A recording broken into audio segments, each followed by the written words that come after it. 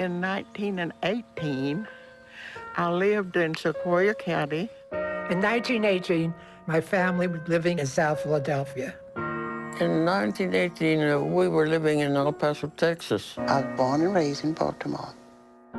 In bustling cities and remote villages, in the United States and around the world, orphan children cried for their parents in 1918. People of all cultures struggled with the same terrible threat. And within a matter of months, as many as 50 million would be dead. In the United States, the death toll reached 675,000, 5 times the number of U.S. soldiers killed in World War I. What was that deadly threat?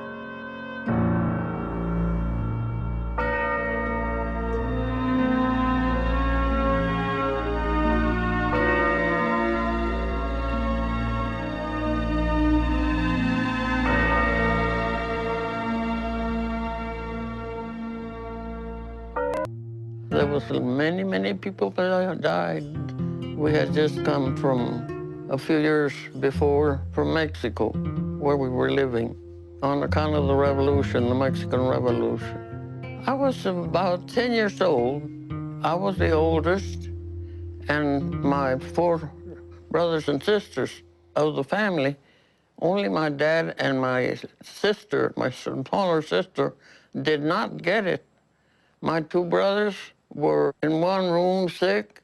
I was sick in the other bedroom with my mother. My poor dad and sister had to be our attendants and see what they could do for us. Influenza gave you such high fever.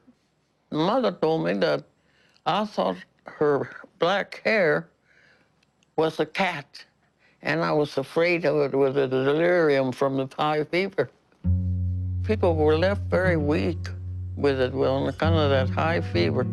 And all schools and all public places and every place was closed, I guess nearly 2 or 3 weeks.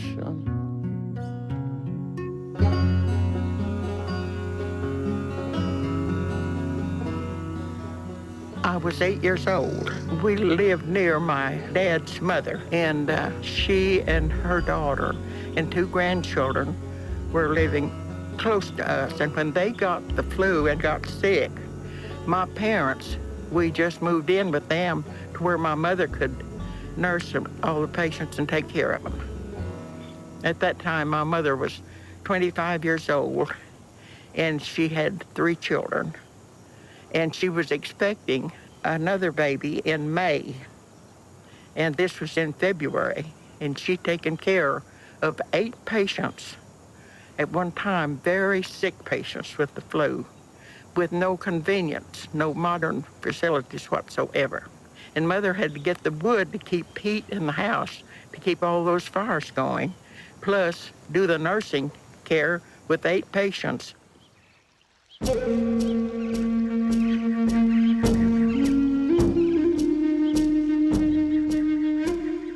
My father's name is Tellus for Reina, but he always went by Tellus Good Morning. Good Morning was his Indian name. At that time, he was working in Tennessee for a DuPont company. Every time anybody was sick, he would always bring up the story about how he got sick while he was in Tennessee and how a lot of people from the village that had gone were brought back sick. They were brought back in a train, he said. Some of them had passed away in Tennessee.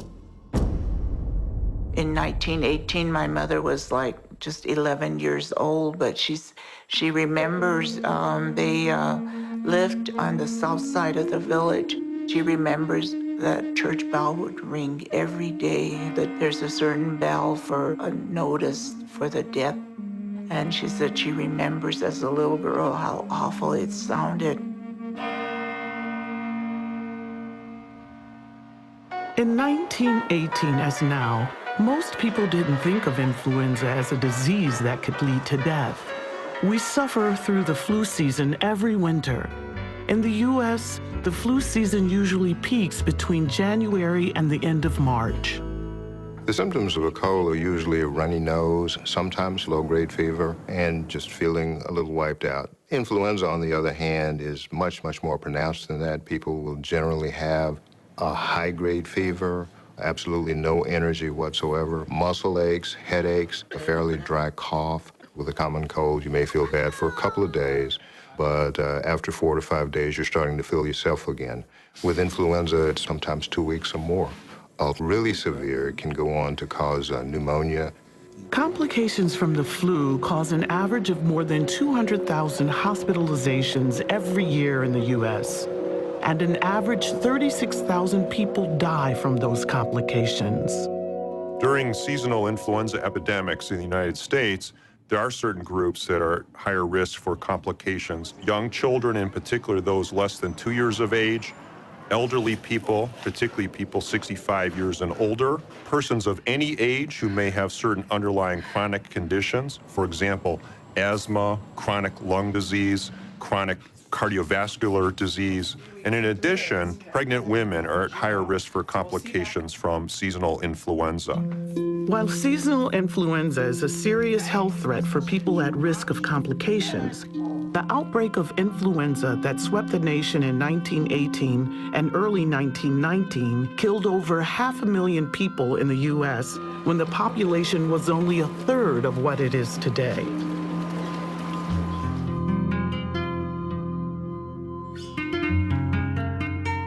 I was 4 years old at that time.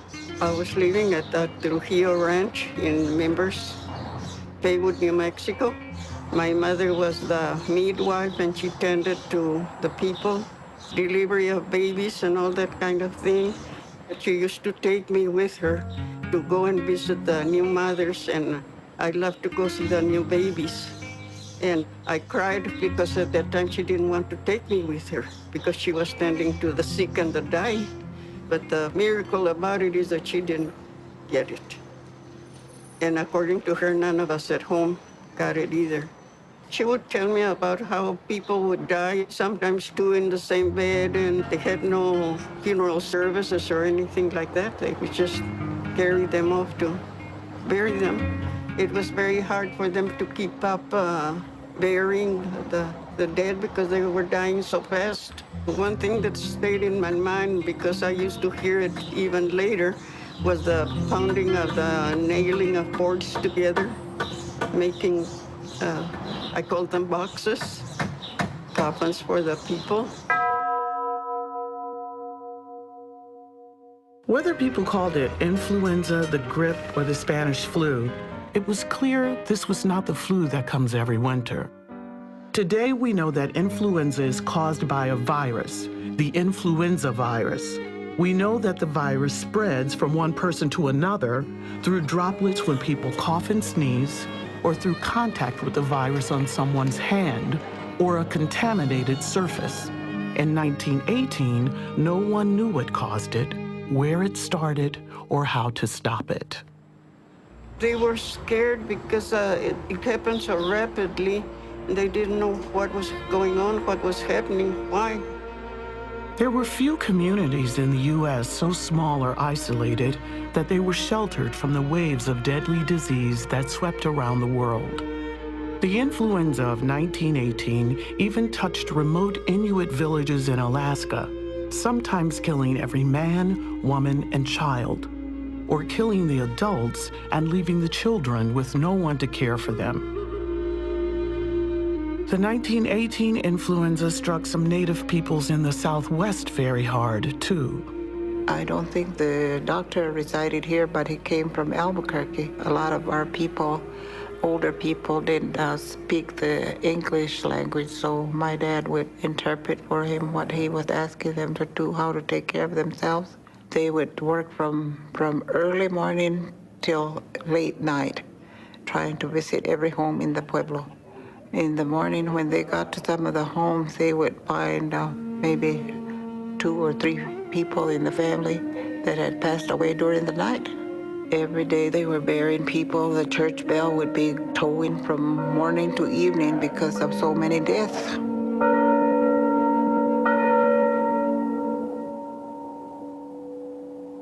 The The Bureau of Indian Affairs sent Dr. D.A. Richardson to investigate the situation in the pueblos near Albuquerque, New Mexico. He wrote, "The strength of the pueblos was not taken with the aged or markedly with the infants, but from the young adult life of the tribe." And this was true around the world. With the influenza that hits us every fall and winter, most healthy adults are sick for a week or two and recover. When people die of the flu, it's almost always the very young and the very old. But the influenza of 1918 was not only much more lethal than seasonal flu, the death rate was very high among young adults. Strong young men and women working to support and care for their families. My parents came to this country from Romania, Bessarabia. In 1918, my family was living in South Philadelphia. I think it was a neighborhood mostly of immigrants. It was a hard life. It was a rough life. My mother and father and my two sisters all had the flu. It was a very sad period. There was like a sadness over the city. When you looked out, you saw hardly anybody walking around. People stayed in their houses because they were afraid. And they said that it seems that if it killed you, it did it fast, because I remember them telling me that a young neighbor, they saw him coming home. They watched from the window, he coming from work, and the next afternoon they saw him carried out. He died. Of all the cities in the U.S., Philadelphia had one of the highest rates of sickness and death and the most disruption. The city resisted putting measures in place that might have limited the spread of the flu. Measures such as prohibiting public gatherings where the flu could spread easily. The city allowed a large parade to take place to raise money for the troops fighting World War I. Although the marchers and crowd wore gauze masks, many people caught the flu from those who were already infected. Baltimore fared almost as badly as Philadelphia. Soldiers at Camp Meade, south of the city, became sick in mid-September, and by early October, there were 2,000 cases in Baltimore. Officials hesitated to close schools and other meeting places, which would have reduced contact between the sick and the well. Hospitals and funeral homes were overwhelmed, and the workers who kept the city and its businesses running were too sick to get out of bed. Bethlehem Steel went around and got all these men from down south to operate the mills, and there were just thousands of men coming off from the mills. My father worked for the Bethlehem Steel Company's bakery. The only black baker they ever had was my father, Henry Lindsay. The people were very kind to one another, and there was a place where everybody looked after one another. In the barracks, nobody lived in there but the men who worked for the Bethlehem Steel. Some of them in there died, and the men who were around them didn't even know they were dead. Come home and there the man dead. Don't know how long he'd been dead. As they went to work, could leave him there in the morning, come back, he's dead in the evening.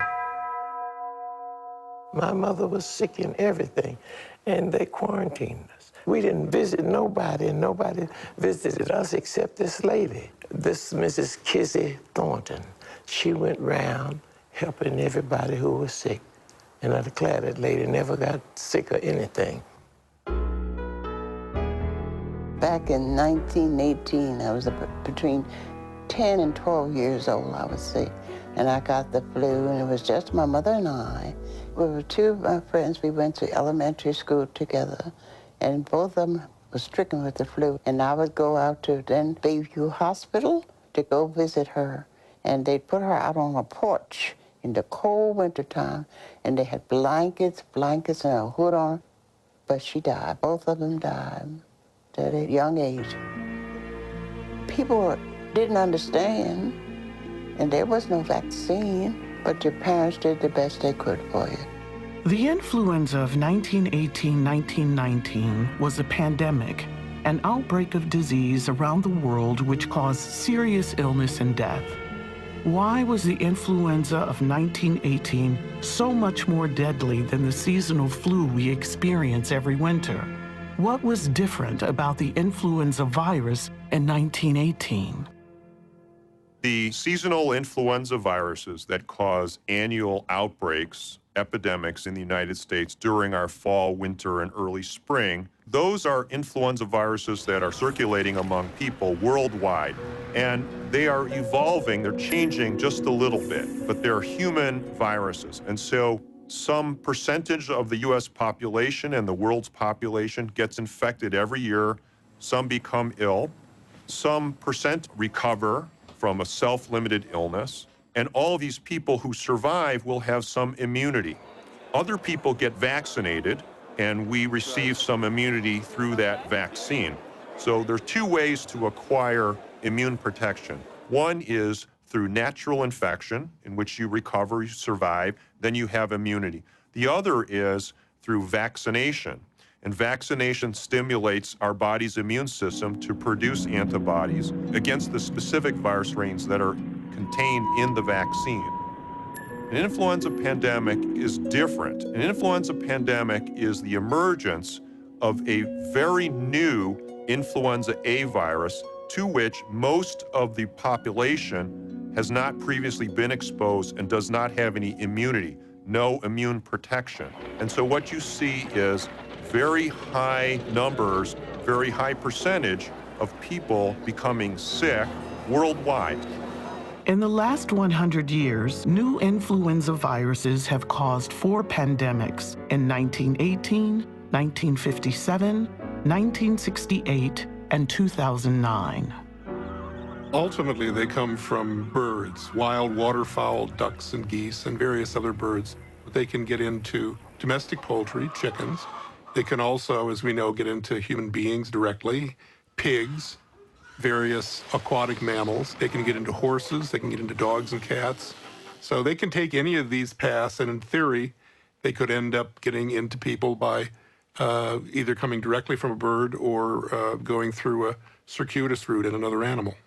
By a variety of mutations that occur for a number of reasons, these types of viruses can, under certain circumstances, adapt themselves to other species. And then as they propagate themselves in these other species, they adapt themselves better to spread from pig to pig, or from bird to bird, or from person to person. And the host we worry about the most, obviously, from a human health standpoint, is the human species. One of my dad's sisters lived pretty close to us, and she had a family of 4 children and her husband, and she was expecting, and she taken the flu, and of course she passed away. She was very sick. She passed away. The ladies that taken the flu that were pregnant, all we ever knew died, and my mother didn't get it. We don't know why pregnant women die of influenza at a high rate, but it's been documented for well over 500 years. One of the biggest risk factors for a fatal outcome from influenza is pregnancy. Whatever the reason, it's pretty clear that pregnant women in 1918 were at very high risk. Pregnant women, of course, are going to be in the younger age ranges, but non-pregnant women and men in that age range were also at much higher risk of dying. Why this happened, we don't know. In any flu pandemic, people die from pneumonia. Some percentage will always die, but it tends to be the older folks, people who have chronic conditions like heart disease and lung disease, pregnant women, infants, and so on. This time in 1918, something very different happened. Otherwise healthy young adults died at a very high rate and constituted a fairly large percentage of the total deaths, something that's never been seen before. Why that happened is a mystery.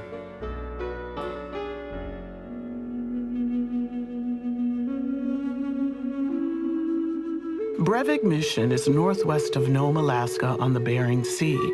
The fact that Brevik exists today is remarkable, since of the 80 residents in 1918, only 5 adults and 3 children survived the flu pandemic. Over 50 years ago, a young man with an interest in viruses found his way to the village.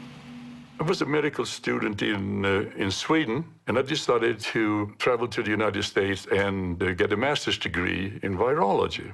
And then one thing led to the next and the next, and I decided that go for my PhD. And one day we had a visitor, very prominent virologist, and I remember he's talking about everything that had been done to find out what was it to cause the 1918 flu. And then it's like a 15-second comment at the end of his talk.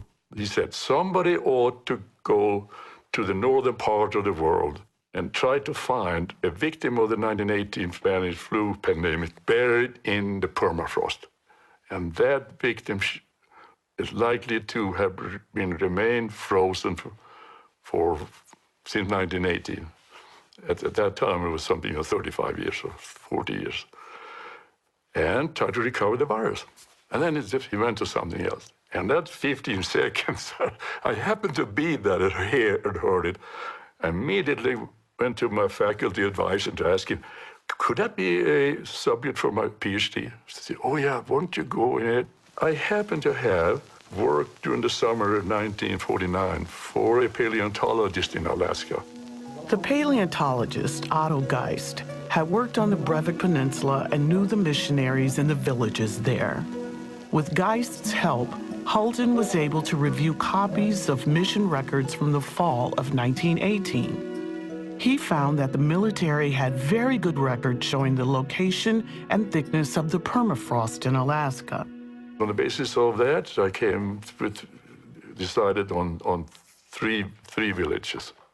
So I showed up in June, and I went to the first village. It's called Nome. It's a rather large city, actually, Nome.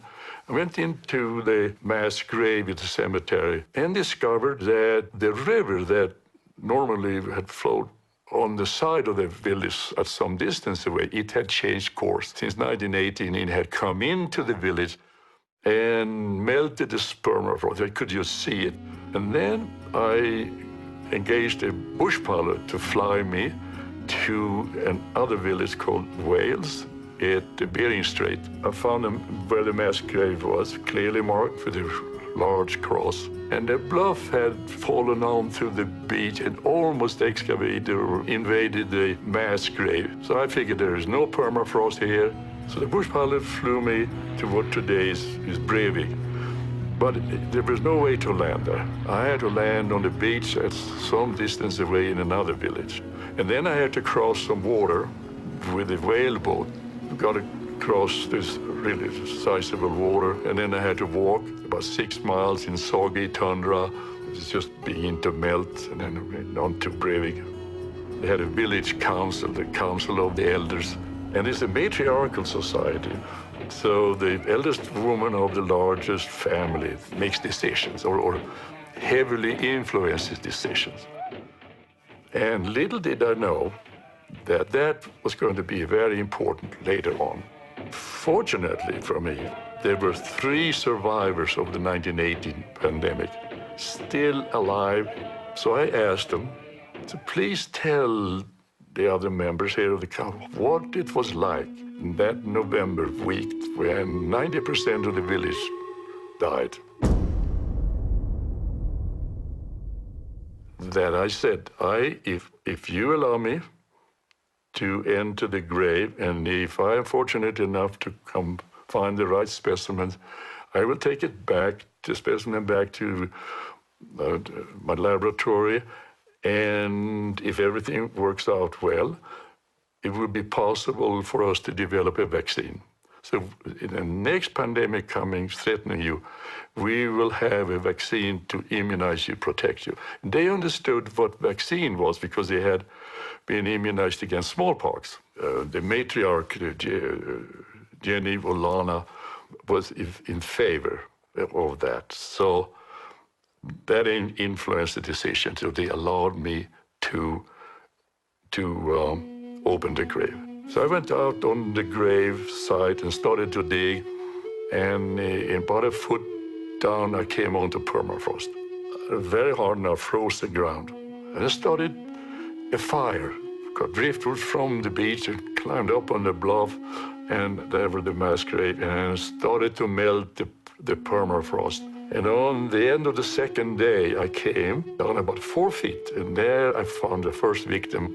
Young child, a girl, I estimated 12 years of age, but the condition of her body at 4 feet from the surface was so good that I was confident that Down deeper, they will even be better preserved and adults and so on. 72 bodies in that grave. Now, I didn't come alone to Alaska. I had my faculty advisor, influenza virologist. I had a pathologist, one of the professors in the department in Iowa, to perform the postmortem examinations, and then autogeist. So there were 4. I was out there ahead of them to scout the grave, to test dig. A day later, they came to the same beach where I had landed earlier, and we traveled the same way back to Breivik. Now there were 4 of us digging, so we could do it very rapidly. About 3 days later, we were down 6 feet. And then we found 3 perfectly preserved bodies. And the pathologist performed postmortems on them, and the lungs were perfectly preserved. Then we left, thanked the villagers, closed the grave, and I took some pictures, of course, all the time. So eventually got to Iowa with this, and I started to try to grow the virus, trying to find an alive influenza virus. Week after week after week after week, I got more and more discouraged. And eventually, I had no more specimen. And the virus was dead. And there went my PhD. I could see it fly out through the window in the non-air-conditioned office, by the way, lab I had. I decided to go back to Sweden to continue my medical education, and I was extremely fortunate. I was offered to continue medical school at Iowa. And then I got my MD there, became a pathologist. But back in my mind, I had this memory of not getting my PhD, and all the effort went into that, and it was just kind of collapsed. Molecular pathology is a specialty of medicine where pathologists use the tools of molecular biology and molecular genetics to make diagnoses and provide insight into patient care decisions. You can make diagnoses of infectious diseases by looking for the genetic material of the infectious organism, the virus or the bacteria, for example. I was in the National Cancer Institute as a pathologist in the 80s, and in 1993, I moved to the Armed Forces Institute of Pathology to set up a new group devoted to molecular pathology, both for clinical molecular pathology as well as research. And one of the things we had to do for both sides of that is to work out ways to recover genetic material from typical biopsy material. The tissue repository at the A5P goes back to the Civil War, so they have a huge collection of millions of tissue samples reflecting all aspects of clinical disease, tumors and infectious disease, including autopsies of soldiers who died of flu in 1918. I wanted to think of a project that would highlight the utility of having such an old tissue archive, as well as our new molecular techniques in which we could do analyses. And the way those two things came together in my mind was to go after the 1918 flu. We thought that it might be possible to recover fragments of the genetic material of the virus still preserved in autopsy tissues of people who died in 1918. When we started the project, there were really 2 fundamental questions that we wanted to answer. That is, 1, why was this virus so particularly virulent? Why did it kill so many people, especially young, healthy adults? And secondly, where did this virus come from? We were hoping to learn from what we see in 1918 to apply it to the future, that we could understand how pandemics form and why particular flu viruses cause more disease than others. These tissues were extremely old, and it was not clear that we could actually recover any genetic material at all from these samples. We had to work out techniques and continue to refine the techniques to extract nucleic acids, DNA and RNA, from these samples. We had started this project in 1995, and it took over a year to find a first positive case, to work out our techniques to make sure that we actually could find influenza.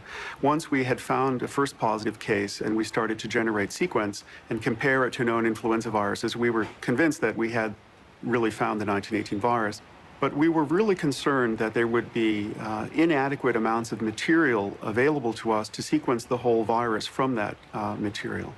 In March of 1997, in Science News, there it was, 1918 pandemic virus found. A small sequence had been discovered by Jeffrey Tarnberger. I wrote a letter saying, if you need more specimens, let me know, and I will go back to Alaska. I've been there before, I know where it is, I can go back. And I didn't hear anything, And I thought, well, he knows, he thinks I'm a nut, and that was so bad. He happened to be on vacation, so he didn't get his mail. We were extremely excited about the possibility. We had hoped that if we could recover material from a frozen victim, that the quality of genetic material of the virus might be improved over what we had in these formalin-fixed blocks. And he called me here. So he asked, when can you go? I said, I can't go this week, but I can go next week. And I called up to Breivik. Now, this time, when I come the second visit now in 1997, it so happened it was in August. And that is a much better time to dig in the permafrost. I want to see the missionary. It's another one now. Pastor Brian Crockett is his name. He's still there. And he knew of the excavation that I had carried out in 1951. And he also knew that I had to get the permission to do it again. So he said it was very difficult. You may not be able to get a permission this time. But I will introduce you to Rita Olana. She was a matriarch at 1997. And little did I know that her grandmother was Jenny Olana. That was it. It would never have happened otherwise. Everything doesn't go wrong all the time. It just looks like that, but it did. Here it is. Crucial. Dr. Holton presented his case to the Breivik Village Council, including Rita Olana. He made sure they understood that the virus was dead and could not cause disease. I also told them how important it is because your participation, this is where it begins. And you're part of the team now, the villages of Breivik. And I'm the specimen collector, and then Dr. Tarbenberger in the Armed Forces Institute of Pathology. These are the three, but it begins with you. And I got the permission to go. I figured no one wants to go in a grave with bodies. So I was set to do it myself. And so one of the members said, would you like to have some help? 4 young men, Eskimos, assigned by the village council, assigned to help me. Because I photographed it with me, I knew where the grave was. So I marked it off. At the end of the first day, we were down to about 4 feet, and I didn't see anything at all. And then 5 feet, and the following day, I noticed that there's some bodies at 7 feet. Found a skeleton, and then next to the skeleton was a woman, and perfectly preserved. With clothing had fallen off, rotted away, but I could see the skin, and it was of an obese woman. I started to do the postmortem, and then I took the rib cage off, and there exposed the lungs. And they were the textbook picture of a person who had died from acute viral pneumonitis. Exactly what I needed. The subcutaneous fatty layer, Lucy, and fat inside, of course, also, that had protected the lungs from the occasional thaws of the permafrost that had reached 7 feet down. The Eskimos are not obese. There's not that much food around, and they were active and they had hard work, in particular in 1918. So find one who had extra calories, storage calories. That's just remarkable. And here was a woman who had ample food, had a good husband, good seal hunter, walrus hunter, brought all this food for her. Can you imagine how fortunate? And then I decided before I leave, I'm going to make new crosses, show my gratitude to the village. I had photographs of the original crosses. I knew how tall they were, the width, everything. I finished my work with the crosses at 1 o'clock, and about 8 o'clock the next morning, the high school kids came and they helped me put the crosses in. And about an hour later, the bush pilot landed, and I got all my specimens on board. And then I shipped them to Jeffrey Taubenberger. The advantage that we had was that the formalin-fixed autopsy tissue samples were extremely tiny, just the size of a fingernail, and so were very limiting, where he was able to provide us large sections of an entire lung, so that even though the quality of RNA was lower, we had so much more material to work with, it became absolutely clear that we would be able to sequence the rest of the virus from that material. And I figured it would take weeks and weeks before he had any inkling of that the specimens were good. Like 10 days later, he called and he said, Joel, we have it. Specimen is good. And we have lots of specimen. Great material, and this is going to be wonderful. It was a great day for me because I started in 1955, and finally in 97, here it is, made it. But again, without the Eskimos in Breivik, nothing would have come. The effort to sequence the entire genome of the 1918 virus from beginning to end took 10 years. It was a very laborious process. More than 13,000 pieces of genetic information that had to be put together as a total. So if he gets a sequence or a stretch of the gene, a little piece, so he has it looking at it here, and the gene is this long, when it's fully built, and this piece, where does it fit in here, or is it in this end here, or is it this way, and what comes to the left and the right, and day after day, month after month, putting these things together, year after year. So 13,000 pieces plus pieces had to form this proper place. And it's incredible. It's clearly a virus that was human adapted, but genetically it's very bird-like in its sequence. It's very avian-like. And so what we think is that it is an entirely avian-like influenza virus that somehow adapted to humans. We now know that there are a number of mutations in several of the genes that are absolutely crucial in the adaptation to humans. And so you could imagine using these mutations as a screening tool to assess the significance of a bird strain as to whether it was actually moving along the path that would make it adapt to humans. If we identified changes that were crucial to allow a bird virus to replicate in humans, you could particularly design drugs that might block or bind to that particular change to prevent a bird virus from actually functioning in humans.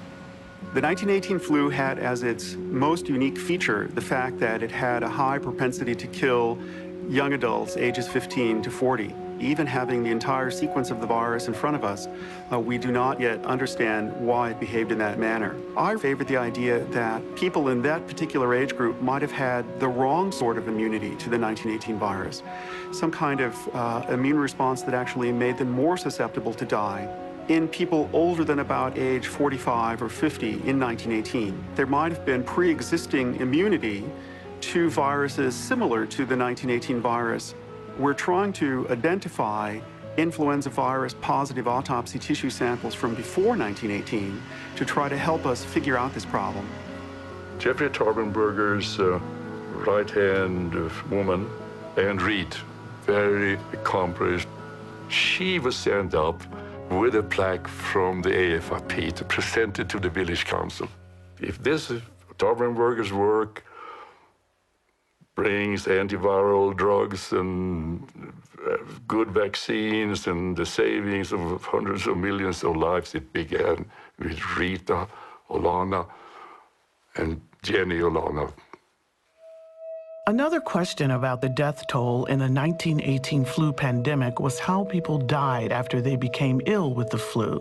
Dr. Taubenberger and Dr. Morens examined not only the autopsy tissues in the AFIP collection, but also autopsy reports from all over the world of people who had died of pandemic influenza. We find that the vast majority of people dying died because of secondary bacterial pneumonia. What we think happened is that a very virulent influenza virus caused such an extensive inflammatory response in the lungs and caused such tissue damage that bacteria like strep or pneumococcus that are very commonly carried in the throat of normal individuals could spread down into the lung and cause a disease that would ultimately actually kill the person. The evidence of the bacterial pneumonias, I think, helps explain why you had such high mortality in military camps, particularly. While this is very important in trying to understand what happened in 1918, it also has significant implications for pandemic planning in the future. We've really seen an explosion in information about influenza in the last 10 or so years because primarily, I think, of sequencing of the 1918 virus, but also the unusual events associated with the H5N1 virus, the bird flu virus. We've been watching this particular avian influenza virus for over 10 years now. These viruses are highly transmissible from bird to bird, and they can destroy a flock of birds. But the most important thing from the public health perspective is that humans who have very close contact with the infected birds occasionally can become infected by this virus. Over 60% of those who have become infected have died. Many more people have been exposed to the virus than have become infected. In order for this avian influenza virus to cause a pandemic, we would have to see a number of changes that would occur in the virus so that the virus could be transmitted easily from human to human to human. The fact that the avian influenza viruses that we're monitoring so closely have been circulating for 10 years and still haven't caused a pandemic doesn't mean that these viruses will not cause a pandemic. We don't know for past pandemics how long those viruses actually circulated, caused infections in humans, and then gained that ability to be transmitted efficiently. So we don't know enough about past history to predict the future. I think the biggest lesson is that we can't predict what influenza will do. As scientists continue to look for answers in the 1918 flu virus, we can also learn from the men and women who responded to the health crisis by taking it upon themselves to care for their relatives, their neighbors, and their communities. Dr. John Tappan was a physician with the Public Health Service in El Paso, Texas. He wrote to a colleague serving at an Army field hospital in France. We have all been awfully busy with the flu. I made on an average of 30 calls a day for about a month, and everyone else did as much or more. The Public Health Service and the Red Cross opened a hospital in the old Ahoy School where we treated the Mexican part of town. The epidemic here was fierce. We had about 10,000 cases in El Paso, and the Mexicans died like sheep. Whole families were exterminated. The white population fared almost as badly. I was 3 days behind in my calls. The other doctors all had the same experience, of course. When the people living in other parts of El Paso learned of the many deaths in the southern part of the city near the border with Juarez, many volunteered to use their cars as ambulances, picking up the sick and delivering them to hospitals in other parts of town. When the Hoy School in the Chihuahuita neighborhood was turned into a hospital for flu patients, El Pasoans from all over the city volunteered as nurses, drivers, and clerks. So you see, we have been serving our country right here at home. That epidemic helped the community to get together because everybody helped that could, gave their houses or their help or whatever that people needed, that needed it, you know. So that helped the community, both Juarez and here. There was a shortage of doctors and nurses during the 1918 influenza pandemic because so many of the physicians and nurses were serving in the war effort. So you had a mixture of both trained medical personnel and those with some training and those who basically were very civically minded individuals who wanted to participate in tending to the ill. The women who volunteered during the 1918 influenza pandemic were literally putting their lives on the line. They were stepping into a deadly pandemic because they believed that it was their calling and they wanted to do what they believed was their duty. I would say that the activities of volunteers, and particularly women volunteers who rose to the challenge, was absolutely crucial. This is a story of unsung heroes, of forgotten people who really rose to the gravity of the moment. In villages in Alaska, for example, the whole village would become sick at once.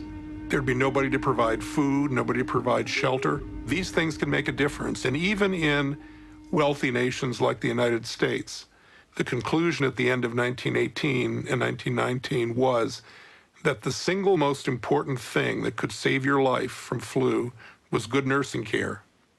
Not medicines, not doctors, not hospitals, but good nursing care.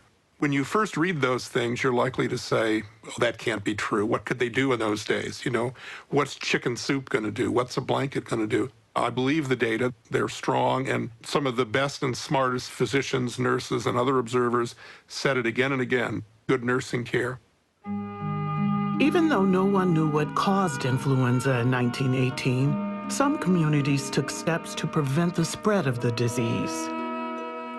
In our group at the Center for the History of Medicine, we have been looking at 43 American cities during that pandemic to see exactly what they did to stave off the epidemic, or what they didn't do for that matter, what worked, what didn't work, and what were their records. And what we find is that those that acted very early with a suite of classical public health interventions, things like quarantine, closure of schools, banning public gatherings, if they acted very early before the epidemic had a chance to spread to a lot of people, kept these measures on for a long time, and used more than one of these measures at the same time, those cities had a much better record in terms of cases and deaths than those cities that did not. I think there's a mountain of stuff that we're learning from the 1918 pandemic that applies to people today or in the near and distant future. We have learned from the experiences of the 1918-1919 pandemic, but that's only one of the factors that makes us better prepared to deal with influenza pandemics than the world was in 1918. There are extraordinary advantages. Some of them are pretty simple, like experience of what seemed to work in some cities, like social distancing and avoiding crowded places, things that were not necessarily fully appreciated. Some cities did it and did well. But most importantly, we have biomedical and healthcare and technical advances that we didn't have. We have vaccines. We didn't have vaccines then for flu. We didn't even know what the microbe was when they were dealing with it. Many people thought it was some strange form of a bacteria and not necessarily a virus. Number two, we have antiviral drugs, for example, Tamiflu and Valenza and others. We didn't have it then. We have antibiotics to treat the secondary complications, the bacterial complications of influenza. We have much better technologies to treat acutely and seriously ill individuals, like efficient, good respirators, intensive care units, people who have expertise in medicine, that's acute care medicine. All of these things we did not have back then. We have them now. Our parents and grandparents had little warning or chance to prepare. But we know now that influenza has caused pandemics at intervals for at least the last 500 years. Public health officials have been preparing for the next flu pandemic, knowing that it could be a mild pandemic, as in 1968, or a severe, as in 1918. The world is watching a new pandemic flu virus, the novel H1N1 flu virus, which emerged in the spring of 2009. We know that the new 2009 H1N1 virus is in almost every country of the world already. Fortunately, so far, the 2009 H1N1 virus doesn't appear to have that level of severity that the 1918 one had. The 2009 H1N1 virus is affecting people differently than seasonal flu strains. The illness is most common in young people, children and young adults, but we're also seeing hospitalizations and deaths, in particular in people who have conditions that increase their risk of complications. pregnant women have really been heavily hit by this virus. In the United States, and reports around the world suggest that Native populations may have a higher risk of severe illness caused by the 2009 H1N1 strain. We want to be ready, and we want to make sure that these populations are served and that they have good access to health care and to the vaccination. Everyone has the experience throughout the world that the best way to contain influenza is by getting a very efficient and safe vaccine. Vaccines, given the current technology, and even in more modern technology, you don't make a vaccine overnight. You have to first find out what the virus is you're dealing with, and then you go through a multi-step process in order to get enough vaccine to protect the population. That multi-step process generally takes several months, usually along the line of 6 or more months. Vaccination is a really important part of our response to the 2009 H1N1 virus, but it's important to say it's not the only part of it. We have a whole series of mitigation efforts and a whole series of communication efforts. Public health officials are fighting the spread of influenza with the health hygiene we learned as children. Stay home when you're sick. Wash your hands frequently with warm water and soap for 20 seconds. Practice cough and sneeze etiquette and avoid touching your eyes, nose, or mouth. At the start of a pandemic, that's the most efficient tool we'll have, in addition to, obviously, social distancing, like staying home when you're sick and so on. But, you know, we're a community that hugs, that shakes, that have elevators that you need to ride on to go to different parts of a building. We go grocery shopping and we need to push our carts. Everything you do, basically, you need to touch something that other people touch. And so that hand washing bit will be very critical. These good habits and vaccination also prevent the spread of seasonal flu. An annual immunization for the seasonal flu helps people stay healthy and helps health workers prepare to vaccinate the population during a pandemic. These immunizations are widely available every year. It's very important for people, particularly people who are 65 and over, to take the influenza immunizations. It's important to have the vaccine every year, and the vaccine is a covered Medicare benefit. There's absolutely no way you will get the flu from the flu shot. Based on what I know and what I have been observing with this 2009 H1N1 virus, and based on what I know about influenza vaccines, the risk of getting influenza or having a complication from influenza is much higher than any theoretical risk from the vaccines.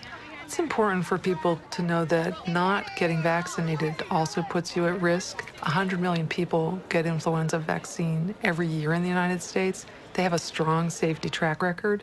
And the 2009 H1N1 influenza vaccines are being made exactly the same way that the seasonal flu vaccines are made. A long-term goal for scientists working on flu vaccine is to develop a vaccine that would protect against all seasonal and pandemic influenza. We generally refer to that as a universal influenza vaccine. And I think there's a real possibility to that. I don't think it's going to be easy to do. What we're working on, when I say we, I mean the scientists in the field, is to identify the components of all influenza viruses that don't change as the virus drifts or even shifts. And then you've got to put that in what we call an immunogenic form, namely a form that when you inject it into a person or you spray it into the nose of a person, that person will make an immune response that's very robust. There are a lot of people working on it. It's a high priority project. Every year, we have fewer elders to remind us of the terrible time they, their families, and their communities endured in 1918 and 1919. But we need to keep those memories alive.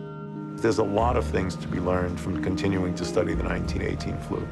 I think the important lesson is that pandemics can be very serious, but also pandemics can be widespread but not that serious. There's a gradation of severity of pandemics. You always must prepare for the worst case scenario, even though you might have a mild pandemic like occurred in 1968, or an intermediate pandemic that occurred in 1957. The current pandemic is much less severe so far than the planning scenarios that most of us had had. It could be that it becomes less severe and doesn't affect a lot of people. It could be that it becomes more severe and mutates to a deadlier virus, which would be terrible and very difficult to manage. It could be that it continues along the way it's been so far. Only time will tell. We have to be ready to pivot and respond differently if the virus changes. The one thing you could predict about influenza is that it's unpredictable. We still know much less than we'd like about influenza, but the experiences of the individuals who endured the pandemic of 1918 and the research into that pandemic continue to contribute to our understanding of the disease. We are infinitely better prepared now than we were 100 years ago, back in the beginning of the 20th century.